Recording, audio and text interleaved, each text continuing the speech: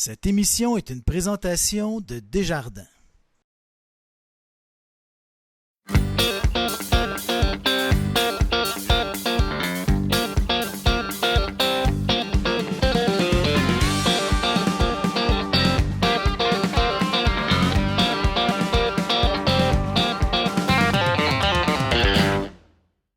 Bonjour et bienvenue à votre bulletin de nouvelles de Télécœur. Ici Marie-André Dupéré et cette semaine, on se transporte tout d'abord du côté de Sainte-Gertrude à la deuxième édition du Salon du Livre.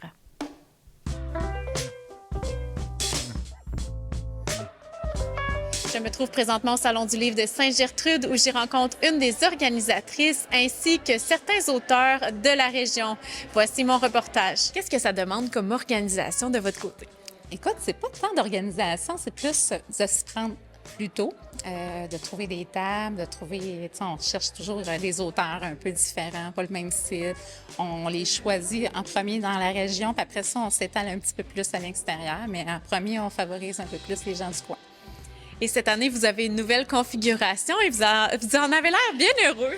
On essaie autre chose cette année. On s'est inspiré des salons d'artisans qu'on avait déjà fait par le passé pour s'étaler plus sur les bancs d'église, pour que ça soit moins on va dire concentré, comme l'année passée, pour permettre aux gens qu'il y ait plus de circulation, qu'on ait plus accès aux auteurs, qu'on puisse prendre plus de temps avec chaque auteur aussi. Qu'est-ce qui vous passionne dans le fait d'organiser des salons du livre? Moi, j'ai étudié en technique de la documentation. Puis quand on a commencé ici, le Café des Trois Cloches avec les artisans, on a eu des auteurs qui nous apportaient des livres. Je me suis rendu compte qu'il y avait beaucoup d'artistes dans le coin, vraiment des gens de talent. Fait qu'on s'avait dit, à un moment donné, on va le faire, un salon du livre. Puis l'année passée, on l'a essayé et ça a été extraordinaire. On a adoré. Fait que cette année, c'est la deuxième édition et probablement, si ça fonctionne aussi bien, ça va être la troisième l'année prochaine. Je suis originaire de Sainte-Gertrude, mais je demeure depuis une vingtaine d'années à Sainte-Françoise. Est-ce que vos récits sont inspirés de lieux de la région ou d'histoires de la région? Pas nécessairement. J'ai un bon sens de l'observation, puis je m'inspire beaucoup de ça pour élaborer mes réflexions. J'ai écrit de la poésie. De la poésie accessible et facile d'accès, que tout le monde peut ressentir, vraiment à la portée de tout le monde. Est-ce que ce sont de courts poèmes ou ce sont... Oui, c'est de courts poèmes d'environ une page. Alors, ça se lit bien, on peut en lire un ou deux et ça débute bien notre journée. Qu'est-ce qui vous inspire et qu'est-ce qui vous passionne dans le fait d'écrire? C'est un moyen de communication qui m'a apporté beaucoup. Je vous dirais qu'il y a beaucoup la nature. J'ai commencé à écrire souvent, les vers me venaient en prenant une marche ou en étant vraiment à l'écoute de la nature. Puis en observant les gens, les sensations, à un moment donné, une émotion passe, puis là, je m'assieds avec mon crayon, puis il y a quelque chose qui vient. Je ne le sais pas toujours avant. Des fois, je suis souvent surpris de ce que j'ai écrit quand je le relis par la suite. Mais souvent, c'est bien agréable. Et est-ce que vous diriez que la langue française est importante pour vous et pourquoi? Oui, c'est important. C'est ce qui permet à tout le monde de communiquer, de bien se comprendre. Puis souvent, avec la poésie, on sent que avec les rimes, ça fait une belle musicalité des mots. Puis ça fait vibrer plus longtemps. Moi, c'est Rose Plourde et je suis auteure. J'écris un peu de tout. En fait, j'écris majoritairement du policier fantasy, qui est mon livre à moi tout seul, mais j'écris dans l'érotique dernièrement, dans un recueil de nouvelles, j'écris dans un recueil d'horreur qui va sortir bientôt. J'essaie d'aller dans à peu près toutes les catégories. J'aime le défi. C'est super, puis ça t'amène ailleurs. J'imagine, qu'est-ce que ça t'apporte justement d'écrire? Moi, c'est toujours un rêve de petite fille. J'ai toujours beaucoup écrit dans les cours. Je détestais le fait qu'on avait un maximum de 200 mots. Je n'étais pas capable de le respecter. C'est surtout de se faire sortir de la créativité. Ce qu'on a dans le cerveau, au lieu de le laisser à l'intérieur, de sortir. J'ai toujours adoré écrire. Est-ce que tu as un processus d'écriture?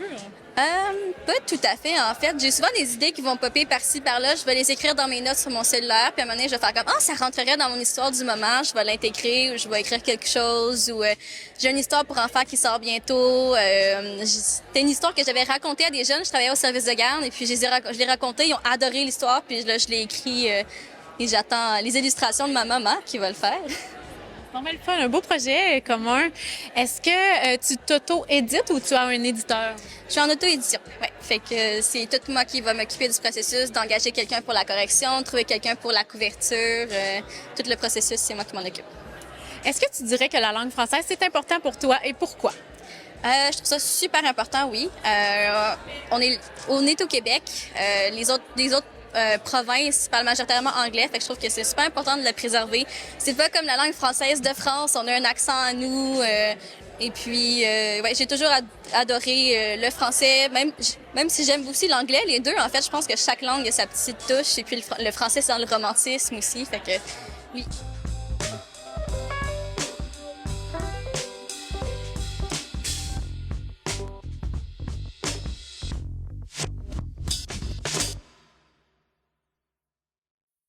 J'ai rencontré l'enseignante Claudia Proux et ses élèves qui nous parlent de la classe Coup de pouce, une classe en adaptation scolaire au Centre de services scolaires de la Riveraine. On les rencontre à l'instant.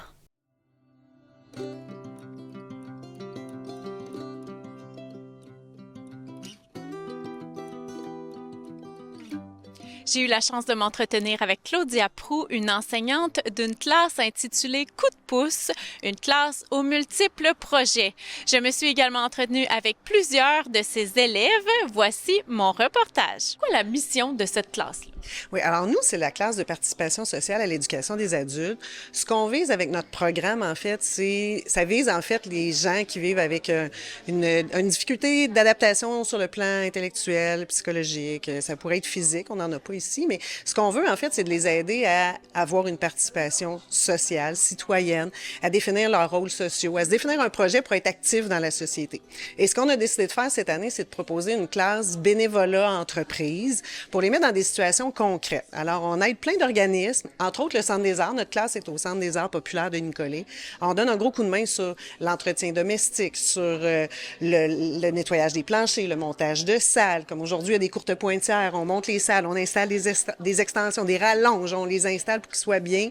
On fait le ménage. On aide aussi d'autres écoles, la formation générale des adultes, parce qu'on a tout un setup là, de boudinage, plastifiage, on fait du découpage. Alors, on fait ça aussi. On s'en va la semaine prochaine aider le parc de la Rivière-Gentilly avec des tâches là-bas comme corder du bois, pelleter, nettoyer les sentiers, faire de la peinture. Curé-Brasson, on les aidait à déménager. Les gens ont vu là, qu'il y avait des modulaires, on était donné un coup de pouce. On s'appelle Coup de pouce, alors on est allé te donner un coup de pouce et nous, ça nous permet de voir les élèves en action, de susciter des intérêts, de voir dans quoi on peut être bon, de mieux se connaître. Fait que c'est riche comme projet parce que c'est du concret, du réel, c'est parlant pour tout le monde. Et en plus, le boni, c'est qu'on aide plein de gens, on allège leur quotidien puis leurs tâches. Fait que c'est gagnant-gagnant comme projet. Donc, ça leur amène à développer plein d'aptitudes qu'ils n'auraient peut-être pas découvert autres que dans ce programme-là. Bien, c'est ça. En fait, l'étape éventuellement, c'est que c'est ça, dans leur quotidien, ils aient développé leur autonomie, qu'ils aient appris à mieux se connaître pour peut-être aller faire du bénévolat ailleurs, contribuer à la vie familiale aussi un peu plus, être capable peut-être de trouver un emploi pour certains ou se réorienter vers d'autres choses. Parce que c'est ça, des fois, on a des limitations puis on pense qu'on n'est pas capable d'être utile.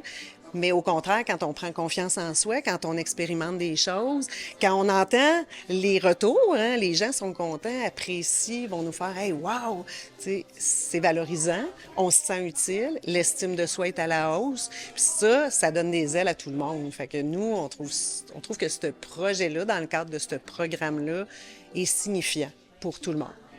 Quelle est la tranche d'âge? Est-ce qu'il faut un âge particulier pour participer, pour être dans ce groupe? Non, on peut, à l'éducation des adultes, il faut avoir au moins 16 ans. Donc, 16 ans, puis il n'y a pas d'âge limite. Tant qu'on est capable d'apprendre, qu'on a la capacité d'apprendre, qu'on a l'intérêt, évidemment, puis qu'on veut se mobiliser, ça prend ça. Il ne faut pas venir juste passer le temps. Il faut avoir envie de se mobiliser. Fait qu'il n'y a pas d'âge limite. Évidemment, il faut avoir certaines capacités puis être mobile. Mais non, c'est ouvert à tous ceux qui ont des difficultés sur lesquelles ils veulent avancer puis travailler, puis malgré la différence, se sentir un citoyen à part entière. Et c'est toute la semaine comme à l'école, en fait? Oui, nous, on offre 4 jours. Alors, le lundi, on est en planification parce que pour faire des beaux projets comme ça prend du temps, ça prend des partenaires, mais on offre 4 jours semaine. Et là, dernièrement, vous étiez dans un chalet, je pense. Ça, c'est le genre de projet qui leur permet de tout préparer avec vous en supervision? Oui, puis là, on aborde en plus toute la dimension vie au quotidien, là, alimentation saine, sport plein air. Fait que, oui, tout ça, on est en train d'organiser ça, justement, là, distribuer les tâches pour tout le monde. Cohabiter aussi, là, parce que là, on va être une vingtaine, en cohabiter avec les autres, avec qui je travaille, avec qui ça va bien, c'est quoi mes forces, comment on travaille en équipe aussi, là. Sortir de mon quotidien, de ma maison, de mon confort, c'est ça, c'est des apprentissages qui sont intéressants, hein, qui nous sortent de notre nid, en fait. Nous autres, ce qu'on dit, là, c'est qu'on pousse en bas du nid. Fait que des fois, t'as des habitudes dans lesquelles t'es bien, mais va découvrir d'autres choses, puis tu vas peut-être t'ouvrir de nouveaux horizons. Fait que c'est un peu l'objectif de la sortie au chalet avec la mini-entreprise Coup de pouce. Puis on est soutenu aussi, c'est vrai, j'ai oublié de le dire, mais avec le Carrefour Jeunesse Emploi de Nicolas Bécancourt, il y avait un beau programme Je bénévole à l'école auquel on a participé, puis on a une subvention qui nous permet d'acheter de l'équipement pour pouvoir aller aider justement. Là. Fait que, tu sais, entre autres ici, là, les déchiqueteuses, on fait le déchiquetage, mais on n'en avait pas assez. Fait qu'avec ces sous-là, on est capable d'offrir encore plus de services puis d'aller, tu sais, diversifier notre offre. Fait que ça, on trouve ça intéressant. Évidemment, on a quand même, on peut pas faire ça à temps plein. On est une école, alors on a du contenu à voir puis un programme à respecter, mais le programme demande des situations de vie réelle. Fait qu'on trouvait que c'était une belle combinaison, puis avec, c'est ça, le soutien des organismes. On participe à Ose entreprendre aussi, qui est offert partout au Québec. Fait que ça, on va voir si notre idée d'entrepreneuriat peut faire des petits. Fait que ça aussi, on a hâte de voir ce que ça va donner. Là, les élèves ont travaillé fort là-dessus pour constituer le dossier. On les fait participer aussi.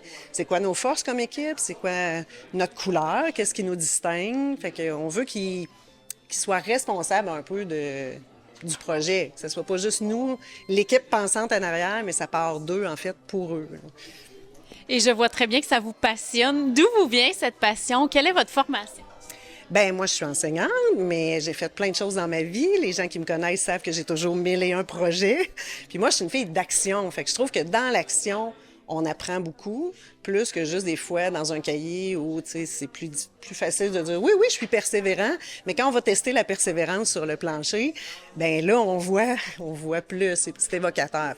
Le sport aussi, tu sais, moi, je suis quelqu'un d'impliqué dans le sport beaucoup, puis ça aussi, tu sais, je trouve que les saines habitudes, ça vient faire du bien à notre corps, à notre tête, ça fait qu'on connaît nos capacités, nos forces, nos limites.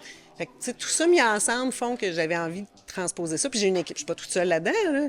Je travaille avec Jacinthe et Suzy, qui sont des personnes extraordinaires. On a un beau trio qui nous permet, les forces de l'une et de l'autre, d'amener les élèves plus loin. Fait qu'on trouve ça vraiment stimulant de travailler ensemble. Moi, je dirais j'aime beaucoup aussi l'entraide, la communication entre prof et élèves, puis je trouve qu'il aime ça me donner. Il nous donne des petits coups de pied dans le derrière pour dire ah ouais, t'es capable de faire telle tâche, telle tâche, telle tâche. Même si t'aimes pas la tâche, faut la faire pareil.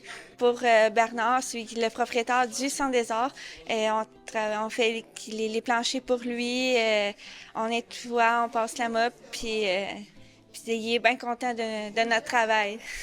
Qu'est-ce que vous aimez dans cette classe-là?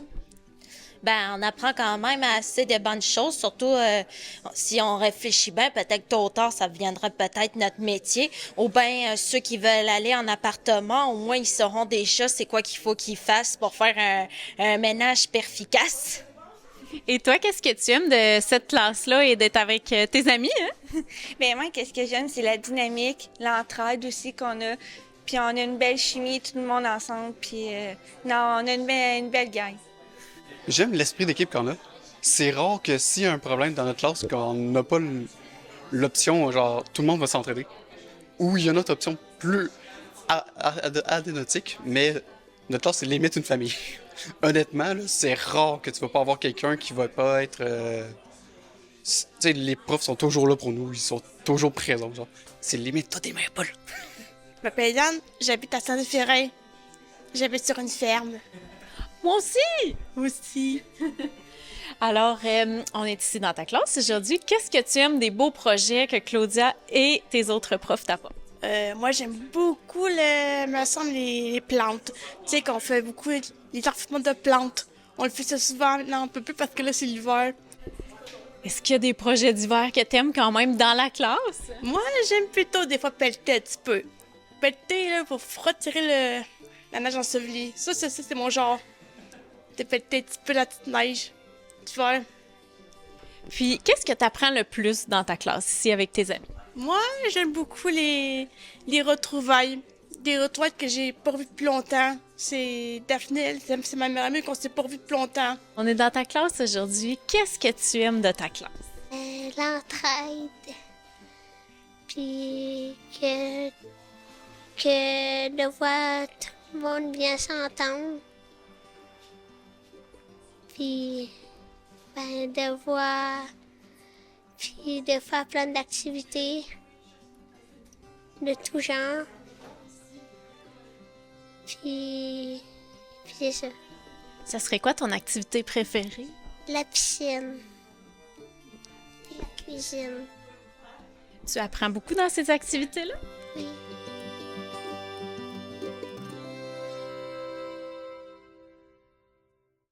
À chaque année, l'école secondaire La Découverte encourage la Fondation Terry Fox à sa manière. Voici un reportage touchant sur l'histoire d'Annie Guillemette.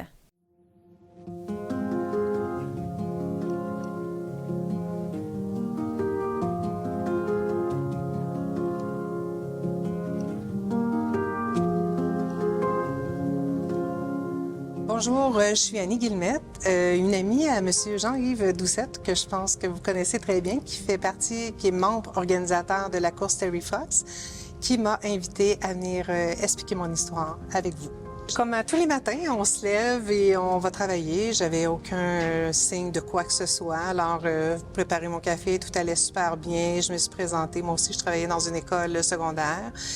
Et en arrivant à l'école, j'ai fait ma journée normale. Rendue dans l'après-midi, je suis allée retrouver ma collègue et j'ai perdu la parole. 10 minutes de temps. La parole est revenue. Puis là, on m'a dit, peut-être qu'il faudrait aller à l'hôpital quand même. C'est un ACV, peut-être des petits signes d'ACV, on ne sait pas. Et là, j'ai perdu encore la parole rendue à l'urgence. On m'a transféré d'urgence de Nicolet, Trois-Rivières. On m'a passé un scan. Tout ce déroulement-là a eu lieu en l'espace de très peu de temps. Et à 11 h le soir, j'apprenais que j'avais une masse au cerveau. Et puis là, j'ai été hospitalisée durant 4 jours à l'hôpital pour qu'ils fassent des tests un peu partout pour découvrir finalement que j'avais un cancer du poumon, ainsi que des métastases au cerveau. Donc la masse que j'avais, c'était vraiment une métastase qui avait grossi d'un 5 cm. On me donnait un temps très limité pour ma vie, alors entre 3 et 5 ans. Puis je vous dirais que tous les traitements que j'ai reçus, que ce soit de la chimio, de la radio, j'ai eu une immunothérapie qui a duré 1 an. Et je vous dirais que c'est le nouveau traitement en avancement pour le cancer qui vient aider vraiment aux gens à avoir, comme moi, je pense que je suis un bel exemple actuellement. J'ai une qualité de vie quand même normale que grâce à ce médicament-là. Puis juste pour votre information, l'immunothérapie, c'est une injection qu'on reçoit à tous les mois. Et c'est aux environs, le coût de cette injection-là est de 10 000 $ à tous les mois. Alors, si on n'avait pas des fondations, si on n'avait pas des gens qui ramassaient des sous comme ça ici pour aider, soit à la recherche, etc., mais je n'aurais pas pu peut-être recevoir ce traitement-là. Terry Fox est un bel emblème, surtout un beau modèle de persévérance. Vous savez, courir un marathon avec une jambe, pour moi, c'est pas juste le physique, hein? C'est vraiment le psychologique qui peut faire toute la différence. Puis vous savez, c'est pas le montant qui compte, mais c'est de donner.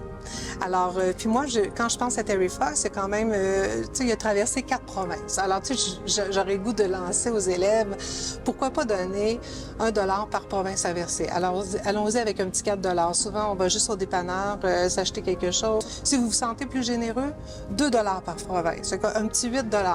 Alors, tu sais, vous direz que je trouve ça significatif et en même temps, je me dis c'est simple. Puis je pense qu'à tous les budgets, on peut tout s'ajuster. On peut mettre 5 $, 10 $.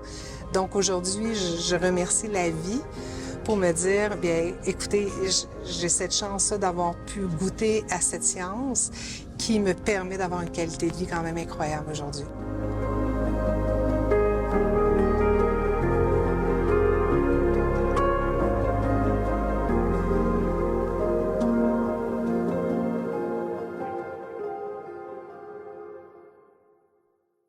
Dans le cadre de la série de reportages Les Littéraires, on rencontre l'auteur Jimmy Houle, qui est natif de Baie-du-Fèvre.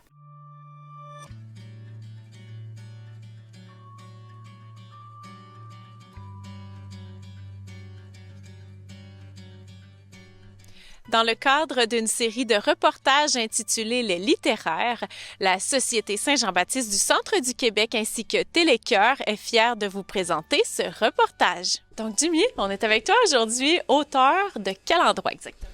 Moi, je suis natif de Baie-du-Fèvre. Et qu'est-ce que tu écris comme roman? Quand même difficile à définir, mais je vais beaucoup dans le drame, l'action. J'aime aborder des sujets plus sensibles. Toujours autour de ça, souvent je m'amuse à dire que c'est du drame néo-québécois dramatique. C'est parfait comme description. Tu as 4 romans à ton actif, c'est ça, et auto-édité? Oui, c'est ça. Je fais pas mal tout moi-même. Je pars de la conception graphique, je fais la rédaction, évidemment, correction, révision, je fais les soumissions à l'imprimeur. Fait que je fais vraiment tout moi-même. Est-ce que tu dirais que c'est important pour toi, la langue française? Oui, c'est quelque chose qui me tient vraiment à cœur. Puis j'aime aussi beaucoup me l'approprier là, dans mes romans, jouer avec ça, là, justement. Là. Oui, parce qu'on disait tantôt que tu écris un peu de façon québécoise. Ouais, je vais vraiment écrire comme on parle. Mes dialogues, ça va être vraiment du parler. Là. Il y a personne là, qui vous voit tout le monde dans la vraie vie, au quotidien. Puis moi, quand je lis ça, ça me fait déconnecter, donc je veux vraiment que ça soit le plus authentique possible par rapport à notre société. Là. Est-ce que tu dirais que ça te fait du bien d'écrire? Oui, c'est sûr que c'est un effet très cathartique là, d'écrire. Tu peux adapter tes situations problématiques du moment avec ce que tes personnages vivent. Beaucoup de trucs dans mes romans qui sont inspirés de moments plus difficiles dans ma vie. Là. Et si on veut les lire, on les retrouve à quel endroit? Oui, mes 4 romans sont disponibles sur Amazon, partout dans le monde. Juste simplement taper mon nom. Ou sinon me rejoindre dans les événements partout au Québec. Là.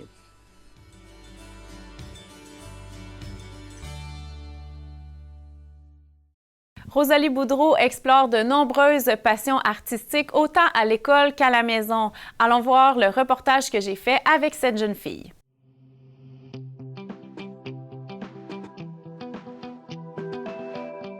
Télécœur est fier de présenter ce reportage au cœur de la culture jeunesse réalisé en collaboration avec le ministère de la Culture et des Communications. On se trouve à l'école secondaire La Découverte où il y a plusieurs jeunes qui ont une passion artistique. Moi, c'est en art plastique, puis musique aussi un peu parce que j'ai tout le temps fait de l'art. Fait que là, je fais de l'art. Puis il y a aussi la musique. Moi, je fais partie du drumline. Fait que pendant la pause du midi, on a fait un numéro de drumline. Puis c'est pas mal ça.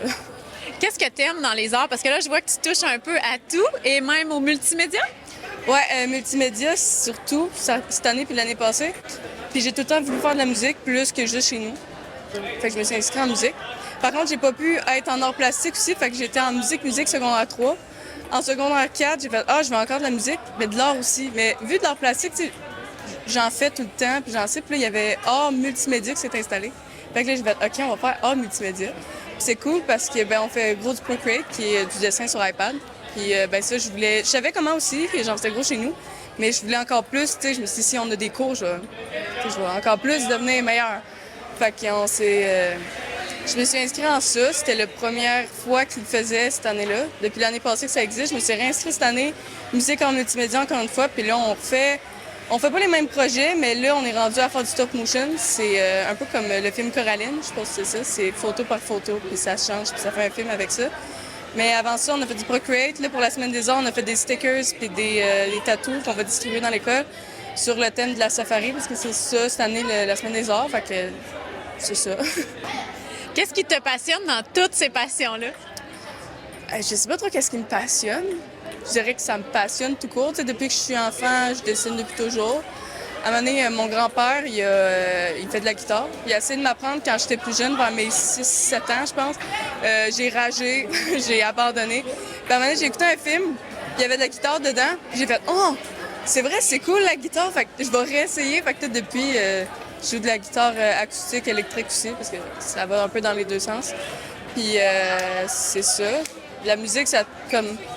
il y a comme moi et mon grand-père qui fait partie de ça dans la famille. On fait de la musique puis de l'art. Ben, je dirais que je fais ça puis que j'aime ça un peu depuis toujours parce que je suis enfant puis c'est le fun. Est-ce que tu considères que ça te fait du bien, que ça t'amène ailleurs de faire des arts?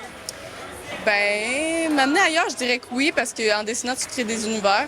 Puis moi, j'ai un grand frère qui rêve de devenir écrivain. Fait que quand lui, il a des idées d'histoire, moi, je dessine ses bonhommes. Fait que là, ça fait en sorte que j'ai comme un peu un collègue chez nous. Tu sais, j'arrive à nourrir ça chez nous avec mon frère, puis pas juste tout seul. Fait que c'est fun. Puis, ben, un peu oui, parce que ben, c'est ça, comme je l'ai dit, ça s'amène ailleurs. Tu crées ton univers, tu te développes, tu fais tes petites affaires personnelles que t'aimes, puis c'est le fun. Tu nourris ton petit artiste en toi en ayant du fun.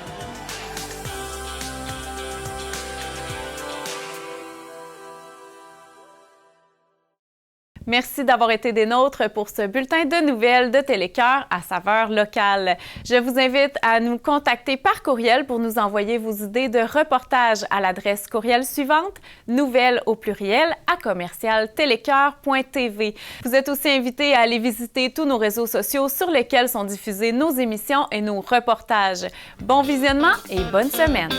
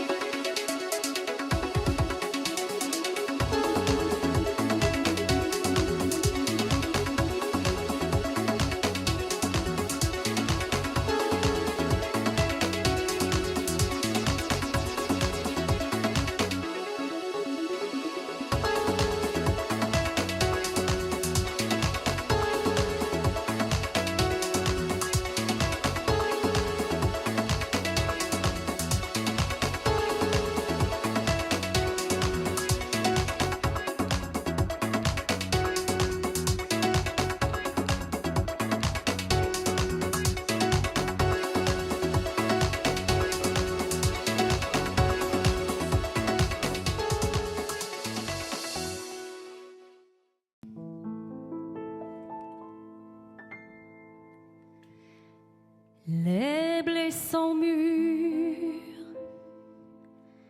et la terre est mouillée. Les grands labourent dorment sous la gelée. L'oiseau si beau hier s'est envolé.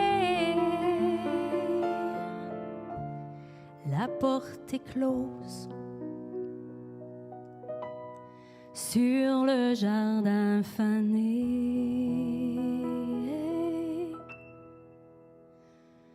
comme un vieux râteau oublié. Sous la neige, je vais hiverner. Photos d'enfants qui courent dans les champs seront mes seules joies.